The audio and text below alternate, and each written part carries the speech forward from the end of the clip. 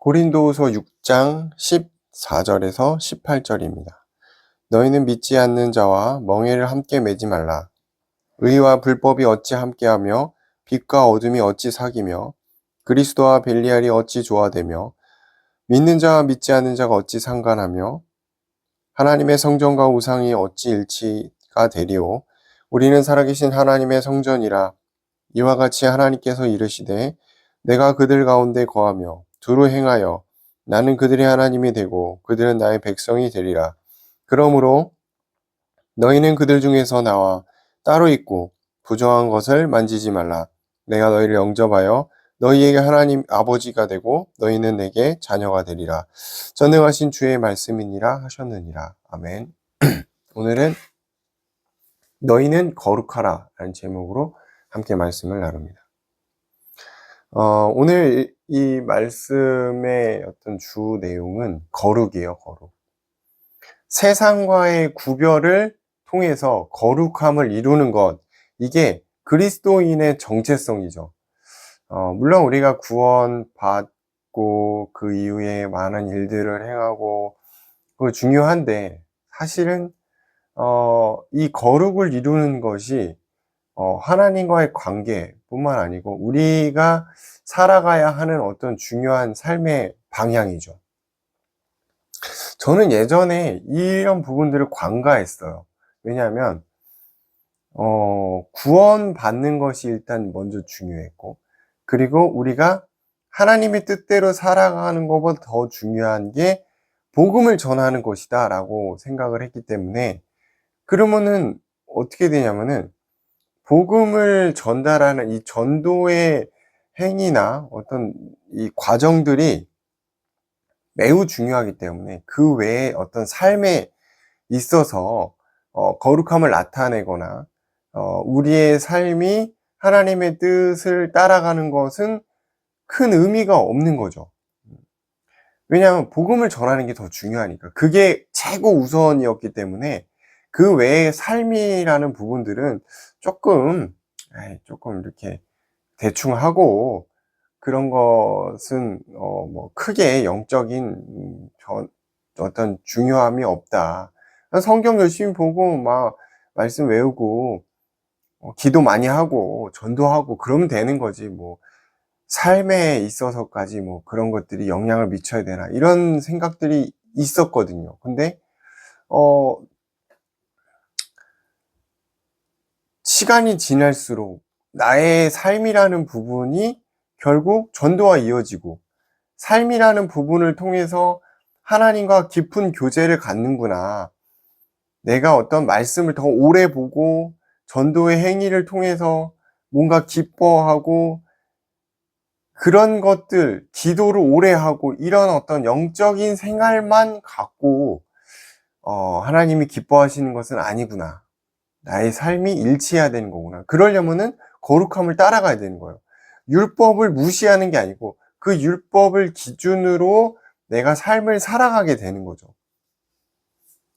그런 어떤 거룩함에 대한 생각의 변화가 점점 오게 됐고, 그런 것들이 굉장히 중요하구나라는 생각들을 하게 돼요. 14절에 보니까 너희는 믿지 않는 자와 멍에를 함께 매지 말라 이랬거든요.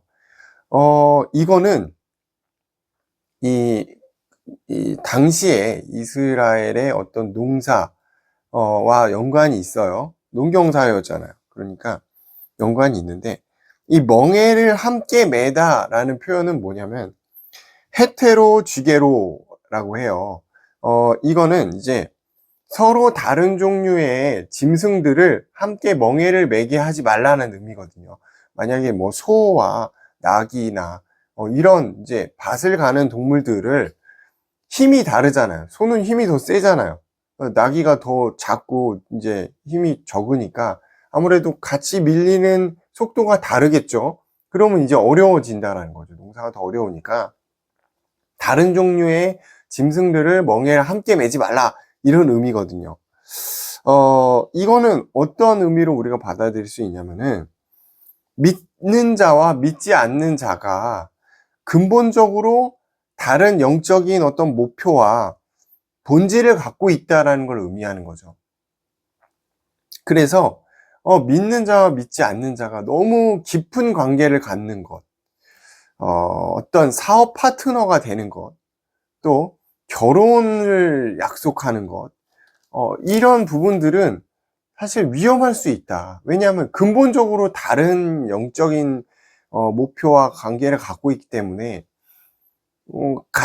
이 다른 종류의 짐승들이 멍에를 매는 것과 같다라는 거죠. 함께 가기가 어려운데 함께 가려고 하면은 정말 많은 어떤 어려움들이 올 수밖에 없다. 그래서 뭐 우리가 이제 쉽게 뭐 베프라고 하잖아요. 그런 사람들이 나는 신앙인인데 신앙을 가지지 않은 베프가 간혹 있죠. 근데 그게 큰 문제가 되지 않는다고 생각을 해요. 뭐 신앙은 나만 갖는 거고 뭐 얘는 얘 신앙이 있는 거고 알아서 하는 거지. 우리는 그냥 뭐 사업적 파트너 또는 뭐 이렇게 좋은 친구 관계 이렇게 이제 생각을 할 수 있는데 성경에선 그걸 경고하고 있다는, 너무 깊은 관계로 가지 마라. 좋지 않다. 교제를 하지 말라는 의미가 아니에요. 아니 어떻게 교제를 안 하고 살아? 우리가 세상에 나가서 일도 해야 되고 친구도 만나야 되고 공부도 해야 되고 엄청 많은 사람들과 연관돼 있는데 어떻게 교제를 안 합니까? 근데 뭘 뜻하냐면 너무 깊은 관계, 교제를 조금 경계해라. 왜냐? 근본적으로 다르겠다. 멍에를 다르게 매기 때문이다. 자, 더 디테일하게 14절부터 16절에서는 이렇게 얘기합니다. 믿는 자와 믿지 않는 자를 비교하는 거죠. 의와 불법을 가지고 얘기를 해요. 의는 하나님의 나라의 법을 의라고 그러죠. 불법은 세상의 법을 불법이라고 하는 거예요. 절대 함께 할 수 없는 부분을 말하는 거죠. 빛과 어둠을 또 말했어요.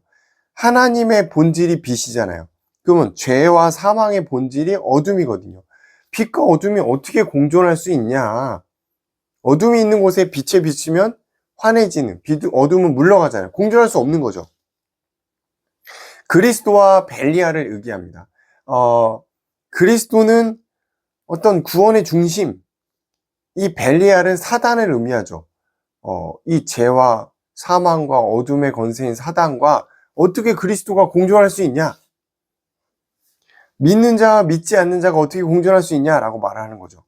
영적인 생명을 가진 자와 하나님을 모르는 자가 어떻게 공존할 수 있겠냐? 본질적인 차이가 있다라는 걸 얘기하는 거죠. 하나님의 성전과 우상이 어떻게 공존할 수 있냐? 살아계신 하나님의 성전과 죽은 우상이 어떻게 공존할 수 있겠냐라는 거죠. 절대 같이 갈 수가 없다라는 것을 의미합니다. 그래서 믿지 않는 자와 너무 깊은 관계를 가지는 것은 좋지 않다, 위험하다, 너무 상반되고 함께 갈 수 없는 부분이기 때문에 그래요. 물론 이거는 있어요. 전도적인 차원에서 함께 가는 것은 맞아요.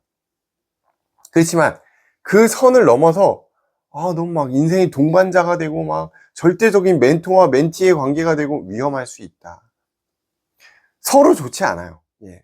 영적으로 다르기 때문에 서로 좋지 않아. 전도의 관점에서는 교제를 하고 친밀한 것은 좋다.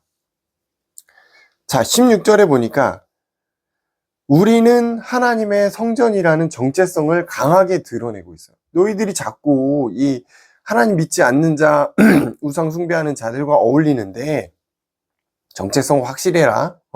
너희들은 하나님의 성전이다 이거예요. 거룩하신 하나님의 성전을 가지고 있는, 거룩함을 향해 나아가는 존재라는 것을 잊지 말아라. 그건 무슨 말이죠?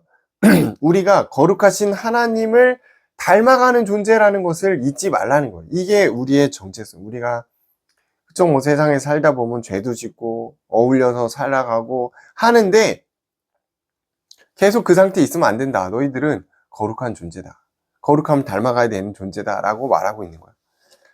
성도의 궁극적 목표는 이 땅에서 뭘 이뤄내는 게 아닙니다. 선을 행하는 게 아니에요. 사실은 전도를 많이 해서 전도왕이 되는 게 아니에요.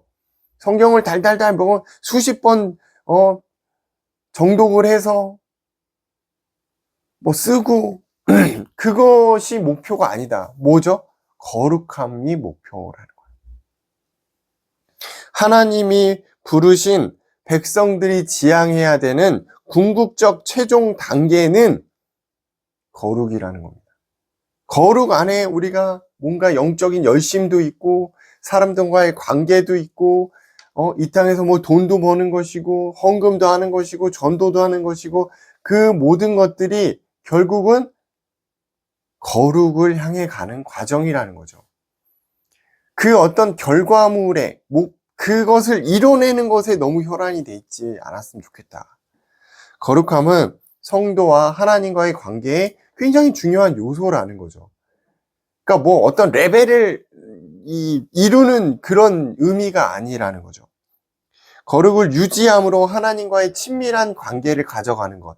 이게 성도와 하나님과의 중요한 관계입니다.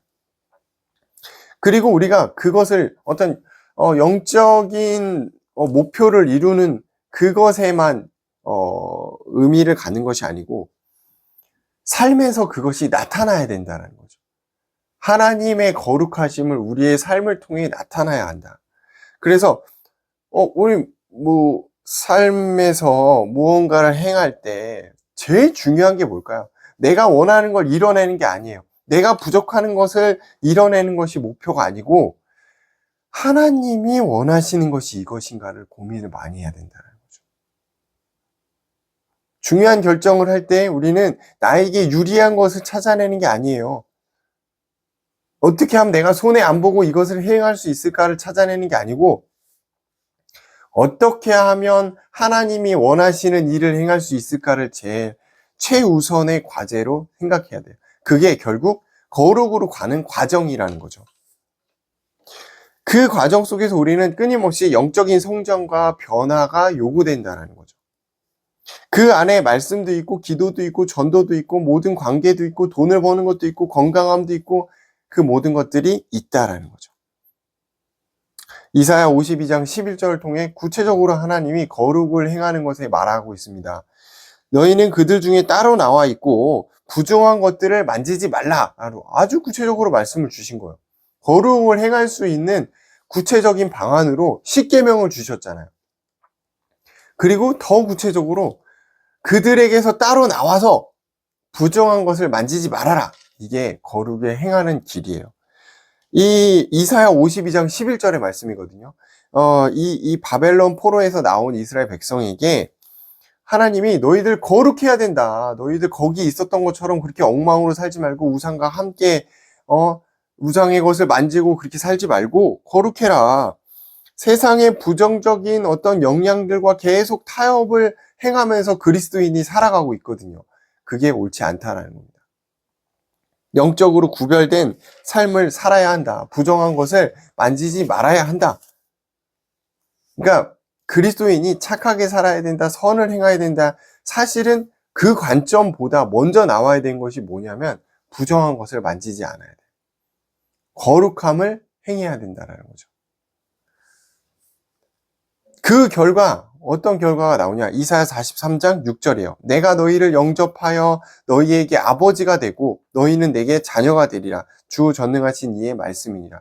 우리가 맨날 하나님은 우리 아버지예요. 우리는 그분의 자녀입니다. 라고 말을 하는데 이게 구원을 받았기 때문에 자연스럽게 오는 공식 같은 그런 부분도 있지만 그 내용이 극대화되는 것은 어떻게 하는 거죠?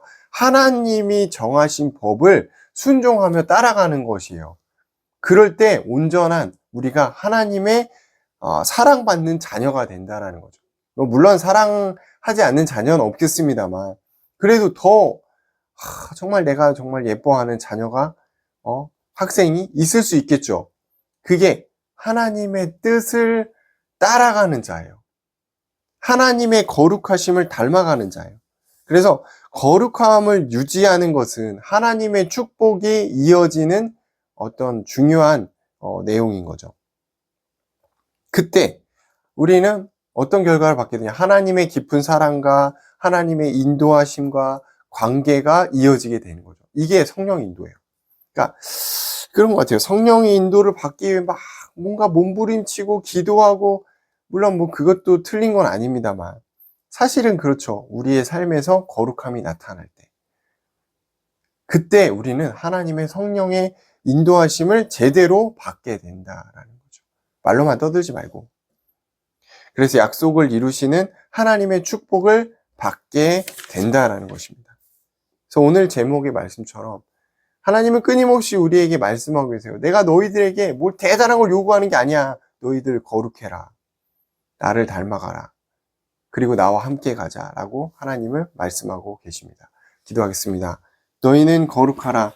오늘도 하나님 우리에게 끊임없이 원하시는 거룩한 자의 삶을 살도록 인도하여 주옵소서. 지금은 우리를 구원하신 예수 그리스도의 은혜와 하나님 아버지의 사랑과 성령님의 역사하심이 오늘도 그리스도를 닮아가는 거룩함을 향해 나아가는 모든 하나님의 자녀 머리 위에 지금으로부터 영원토록 함께 있을지어다. 아멘.